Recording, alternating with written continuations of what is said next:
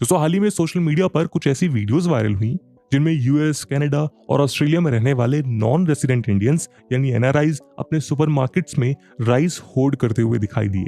इन images और video में हम देख सकते हैं कि कैसे ये एनआरआईज देश भर में अलग अलग स्टोर्स के बाहर लंबी लंबी कतार में खड़े हैं और इनके बीच राइस की शॉर्टेजेस को लेकर एक अजीब सा पैनिक देखा जा सकता है। यहाँ गौर करने वाली बात यह है कि ये पैनिक मुख्य तौर पर इंडियन कम्युनिटीज के बीच नोटिस की जा रही है। इतना ही नहीं, कुछ कंज्यूमर्स पैनिक बाइंग के साथ साथ प्रिकॉशन के तौर पर राइस के न्यूमरस पैकेट्स होल्ड भी कर रहे हैं। कुछ स्टोर्स में राइस की सेल पर लिमिट लगा दी गई है, जबकि कई दूसरी जगहों पर प्राइस हाइक देखने को मिल रहा है। इन कम्युनिटीज के बीच बहुत से रेस्टोरेंट ने भी राइस बेस्ड डिशेस के दाम बढ़ा दिए हैं। कुछ स्टोर्स का कहना है कि भले ही उनके पास अभी स्टॉक की कमी ना हो, लेकिन उसके बावजूद उनको ये इन्फ्लेटेड प्राइस पर ही बेचने पड़ रहे हैं। जिस राइस वैरायटी ने सबसे ज्यादा अटेंशन गेन किया है वो है सोना मसूरी राइस। ये राइस की एक लाइटवेट मीडियम ग्रेन वैरायटी है जो साउथ इंडियन कम्युनिटीज स्टेपल की तरह यूज करते हैं। हालांकि यूएस में फिलहाल हर एक राइस वैरायटी प्राइस हाइक से गुजर रही है, लेकिन सोना मसूरी के bags 30 to 40% high premium rate पर बिक रहे हैं। ऑन एन एवरेज यूएस में राइस का प्राइस लगभग 11% से बढ़ा है।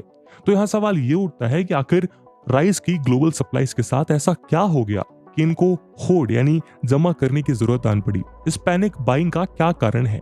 इससे ग्लोबल मार्केट्स पर क्या असर पड़ सकता है? क्या दुनिया फिर इन्फ्लेशन की चपेट में जा रही है? क्या राइस की शॉर्टेजेस और ये पैनिक बाइंग किसी नए खतरे का संकेत दे रही है? आज के वीडियो में हम आपके लिए इन्हीं सवालों के जवाब ढूंढने की कोशिश करेंगे। तो शुरू करते हैं आज का डिस्कशन। तो ये तो हम सब जानते हैं कि राइस दुनिया के मोस्ट वाइडली कंज्यूम्ड सीरियल्स में से एक है। ये दुनिया के 3 बिलियन लोगों का स्टेपल फूड है। इंडिया 150 से भी ज्यादा कंट्रीज को राइस सप्लाई करता है। South Asia, south east Asia और अफ्रीका के कुछ देशों के लोगों की डाइट में ये एक शेयर ऑक्युपाई करता है। उदाहरण के लिए UN food and agriculture organisation के मुताबिक Bangladesh, Bhutan, Cambodia, Indonesia, Myanmar, Nepal, Thailand, Philippines और श्रीलंका जैसी कंट्रीज के लोगों की डेली कैलोरी इनटेक में राइस 40 to 67% कंज्यूम करता है।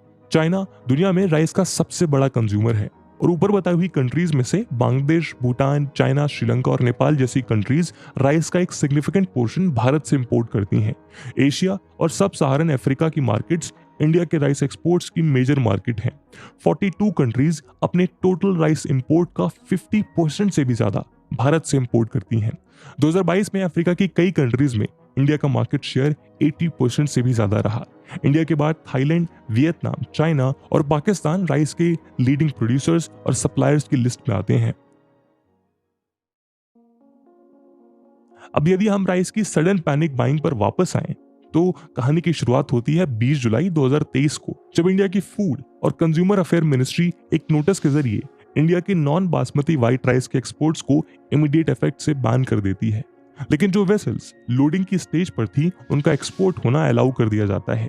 जब से ये नोटिस रिलीज हुई है तभी से दुनिया के अलग अलग कोने से ये पैनिक बाइंग की तस्वीरें सामने आ रही हैं। एक लॉन्ग टाइम रेसिडेंट के मुताबिक यूएस में ऐसी ही सिचुएशन अब से लगभग 3 साल पहले भी देखने को मिली थी, जब इंडिया ने वीट का एक्सपोर्ट बैन किया था।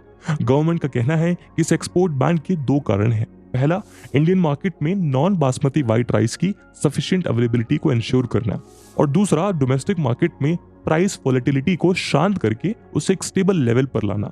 फूड मिनिस्ट्री के मुताबिक लास्ट 1 महीने में राइस के रिटेल प्राइसेस 3% और पिछले 12 महीनों में 11.5% की बढ़ोतरी हुई है। आपको बता दें कि अक्टूबर 2022 से इंडिया की डोमेस्टिक मार्केट में राइस के प्राइसेस 30% से ज्यादा बढ़ चुके हैं। ये एक्सपोर्ट बैन इंडियन राइस के 75 to 80% एक्सपोर्ट को कवर कर रहा है। लास्ट ईयर इंडिया के total 22 million tons of rice export में नॉन बासमती व्हाइट और ब्रोकन राइस का शेयर 10 मिलियन टन्स था। इसी कैटेगरी के एक्सपोर्ट को इंडियन गवर्नमेंट ने बैन किया है। इसके अलावा पैर बॉइल्ड राइस, जो लास्ट ईयर इंडिया के टोटल राइस एक्सपोर्ट में 7.4 मिलियन टन्स कंट्रीब्यूट कर रहा था, वो इस बैन का हिस्सा नहीं है। इस स्टेप से पता चलता है कि इंडियन गवर्नमेंट फूड इन्फ्लेशन को ध्यान में रखते हुए डोमेस्टिक मार्केट में स्टेबिलिटी लाने की कोशिश कर रही है। लेकिन इस एक्सपोर्ट बैन ने ग्लोबल राइस मार्केट में पैनिक क्रिएट कर दिया है। ऐसा इसलिए क्योंकि पिछले 15 सालों में इंडिया दुनिया का सबसे बड़ा राइस एक्सपोर्टर बनकर सामने आया है। ये ट्रांजिशन हमें पिछले 1 दशक में ही देखने को मिला है। यदि हम इतिहास के पन्नों को पीछे पलट कर देखें तो 1960 और 1970 के दशक की शुरुआत तक इंडिया राइस का नेट इंपोर्टर हुआ करता था, लेकिन लेट 1970s तक इंडिया इस फील्ड में काफी हद तक सेल्फ सफिशिएंट हो गया और 2000 के दशक की शुरुआत तक ये राइस का एक नेट एक्सपोर्टर बन गया। 2010 के बाद से इंडिया में राइस का प्रोडक्शन 40% से बढ़कर 136 मिलियन टन तक पहुंच गया है। चाइना के 146 million ton of rice production के बाद इंडिया राइस का सेकंड लार्जेस्ट प्रोड्यूसर बन चुका है। इसी बीच इंडिया के राइस एक्सपोर्ट 20 मिलियन टन तक बढ़ गए हैं, लेकिन चाइना के राइस एक्सपोर्ट्स इंडिया के राइस एक्सपोर्ट्स का फ्रैक्शन मात्र रहे। इसके चलते 2014 से इंडिया वर्ल्ड का सबसे बड़ा राइस एक्सपोर्टर बन गया। पिछले 4 सालों में ग्लोबल राइस एक्सपोर्ट्स में इंडिया का मार्केट शेयर 40% से अधिक रहा है, यानी ग्लोबल मार्केट का एक मेजॉरिटी शेयर इंडिया के पास है। इसलिए दुनिया भर में इन्फ्लेशन और फूड शॉर्टेजेस का डर बना हुआ है। रशिया यूक्रेन वॉर और वेदर डिस्टर्बेंस के कारण ग्लोबल फूड मार्केट्स की हालत पहले से ही खराब चल रही है। इसलिए इंडिया का ये राइस एक्सपोर्ट बैन एक ऐसा मूव है जो ग्लोबल मार्केट में इतनी हलचल लेकर आया है। आपको बता दें कि सितंबर 2022 के बाद से ग्लोबल राइस मार्केट में 15 to 20% हाइक देखने को मिल चुका है। हालांकि इंडिया का ये current move out of sudden देखने को नहीं मिला, इसीलिए ये किसी सरप्राइज की तरह नहीं आना चाहिए। डेटा के मुताबिक हाई ग्लोबल प्रोसेस के दौर में इंडिया ने अपने राइस एक्सपोर्ट पर बहुत बार कंट्रोल मेजर्स इंपोज किए हैं। उदाहरण के लिए 2007-8 और 2010-11 की फूड प्राइस क्राइसिस के दौरान इंडिया ने एक्सटेंडेड पीरियड के लिए नॉन बासमती राइस के एक्सपोर्ट को बैन किया था। ये लेटेस्ट बैन भी हमारे प्रीवियस एक्सपोर्ट रेस्ट्रिक्शंस के बाद एक add on export control measure की तरह सामने आया है। 2022 में जब global markets Russia Ukraine war के दौरान डिस्टर्ब हुई, तब इंडिया ने ब्रोकन राइस के एक्सपोर्ट को बैन किया था। इसी के साथ साथ गवर्नमेंट ने डोमेस्टिक इन्फ्लेशन के डर के कारण वीट के एक्सपोर्ट्स को बैन और शुगर के एक्सपोर्ट्स को भी रिड्यूस किया है। साथ ही नॉन बासमती राइस के एक्सपोर्ट पर एक 20% एडिशनल टैरिफ इंपोज किया गया था, लेकिन उसके बावजूद 2022 में इंडिया ने 22.3 मिलियन मीट्रिक टन का रिकॉर्ड हाई राइस एक्सपोर्ट किया। लेकिन अब इस बैन के बाद ये फिगर तेजी से ड्रॉप कर सकता है। राइस एक्सपोर्टर्स एसोसिएशन के प्रेसिडेंट बीवी कृष्णा राव का कहना है कि इंडिया का ये एक्सपोर्ट बैन यूक्रेन के कंपैरिजन में कई गुना ज्यादा तेजी से ग्लोबल राइस मार्केट को डिसरप्ट कर सकता है। यदि हम क्राइसिस की जड़ में जाएं तो इसकी रूट्स रशिया यूक्रेन वॉर में ट्रेस की जा सकती हैं। जैसा कि हम जानते हैं, रशिया और यूक्रेन वर्ल्ड के लार्जेस्ट वीट प्रोड्यूसर्स में से एक हैं। यदि आंकड़ों के अनुसार देखा जाए तो रशिया और यूक्रेन मिलकर वर्ल्ड वाइड वीट एक्सपोर्ट का 29% कॉन्स्टिट्यूट करते हैं। जब से इनके बीच ये वॉर शुरू हुई है, वीट की ग्लोबल सप्लाईज लगातार एक क्राइसिस से गुजर रही हैं। यूक्रेन वॉर ने ग्लोबल फूड प्राइसेस में पहले ही बहुत डिजास्टर क्रिएट किया है। पिछले कुछ दिनों में यूक्रेन के ओडेसा पोर्ट के ऊपर रशियन अटैक इंटेंसिफाई होते नजर आया है और इस अटैक में 60,000 टन ऑफ वीट डिस्ट्रॉय हो गया और इससे ग्लोबल वीट प्राइसेस ने 7% का शार्प राइज देखा। जाहिर है कि इससे ग्लोबल मार्केट में फूड क्राइसिस और भी ज्यादा सीवियर हो गई और इसका इम्पैक्ट बाकी स्टेपल सीरियल्स के ट्रेड पर भी हमें देखने को मिलने वाला है। इसके अलावा इंडिया में वेदर के डिस्टर्बेंसेस ने इस साल राइस के प्रोडक्शन को बड़े लेवल पर इम्पैक्ट किया। उदाहरण के लिए पिछले कुछ हफ्तों में इंडिया के नॉर्दर्न स्टेट्स में हेवी रेनफॉल हुई, जिसके चलते नॉर्दर्न स्टेट्स के राइस पैडी फील्ड्स एक हफ्ते से ज्यादा पानी में डूबे रहे, जिससे न्यूली प्लांटेड सीडलिंग्स डिस्ट्रॉय हो गए और फार्मर्स को इन फील्ड से वाटर के हटने का इंतजार करना पड़ा, जिसके बाद उन्होंने यहाँ राइस की प्लांटेशन की। इसके अलावा बाकी मेजर राइस ग्रोइंग स्टेट्स में फार्मर्स ने पैडी नर्सरीज को तो प्रिपेयर कर लिया, लेकिन इनएडिक्वेट रेनफॉल की वजह से वो सीडलिंग्स को ट्रांसप्लांट नहीं कर पाए। हालांकि जब से सरकार ने राइस के परचेजिंग प्राइस को इंक्रीज किया था, तब से राइस का कल्टीवेशन एरिया इंक्रीज होने के चांसेस बढ़ रहे थे, लेकिन इस साल अब तक फार्मर्स ने 2022 के कंपैरिजन में 6% स्मॉलर एरिया में राइस पैडी का प्लांटेशन किया। इसके अलावा इसी हफ्ते इंडिया और थाईलैंड के बाद वर्ल्ड के third largest rice exporter Vietnam के export prices decade high mark पर पहुंच गए। ये सारे सप्लाई कंसर्न्स एल निनो के कारण इतने बढ़ रहे हैं। एल निनो पैसिफिक के कुछ पार्ट की नेचुरल, टेम्परेरी और ओकेशनल वार्मिंग को कहा जाता है, जो ग्लोबल वेदर पैटर्न्स को अफेक्ट करता है। क्लाइमेट चेंज के कारण ये फिनोमिनन दिन प्रतिदिन स्ट्रांग होता जा रहा है। इस साल ये अपने शेड्यूल टाइम से 1 से 2 महीने पहले जून में अनाउंस किया गया, जिसकी वजह से इसको ग्रो होने का और भी ज्यादा टाइम मिल गया।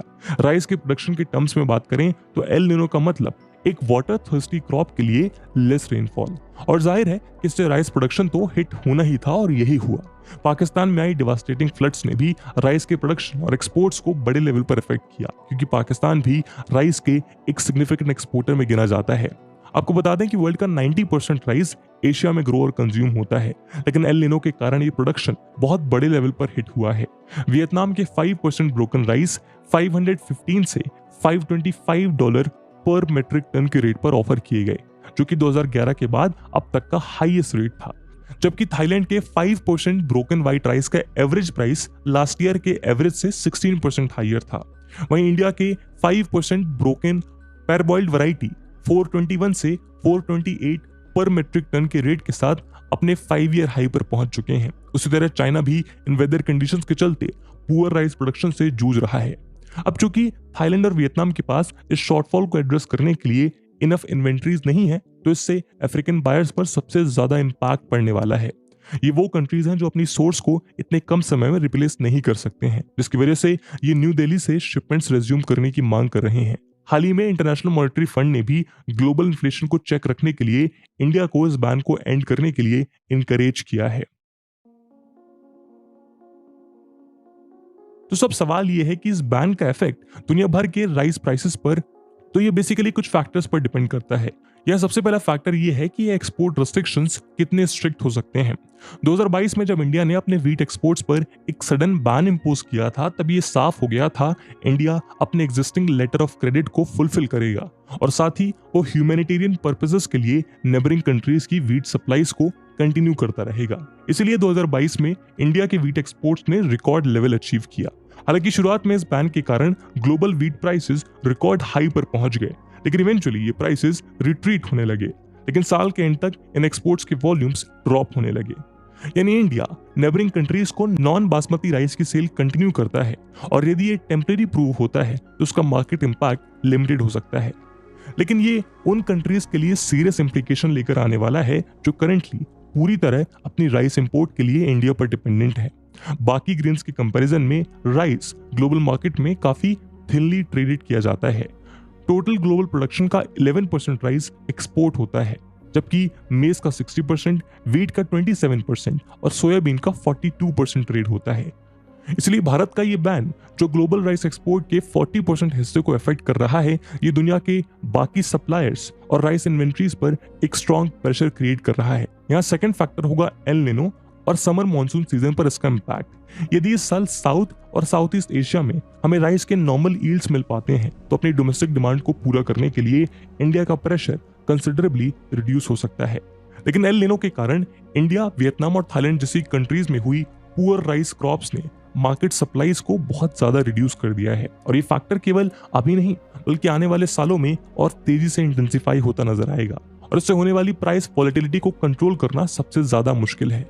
यहाँ थर्ड फैक्टर इस बात पर डिपेंड करता है कि इंडिया का ये एक्शन किस डिग्री तक बाकी राइस एक्सपोर्टिंग कंट्रीज में स्प्रेड होता है। 2007 और 8 के फूड प्राइस हाइक के दौरान हमने देखा था कि कैसे जब कुछ मेजर राइस एक्सपोर्टर्स ने अपने एक्सपोर्ट्स पर बैन इंपोज किया, तब बाकी राइस एक्सपोर्टर्स ने भी इस सूट को फॉलो किया। वियतनाम ने जून 2007, इंडिया ने अक्टूबर 2007 और मई 2008 तक आते आते पाकिस्तान और थाईलैंड ने भी एक्सपोर्ट बैन इंपोज कर दिया। अब चूंकि इन चारों मेजर राइस एक्सपोर्टर्स का कंबाइंड मार्केट शेयर 70% से भी ज्यादा था, तो जाहिर है इन बैन्स के बाद ग्लोबल फूड मार्केट्स में रिकॉर्ड प्राइस हाइक देखने को मिला। अक्टूबर 2007 से अप्रैल 2008 के बीच बेंचमार्क थाई राइस का प्राइस लगभग 3 गुना बढ़ गया।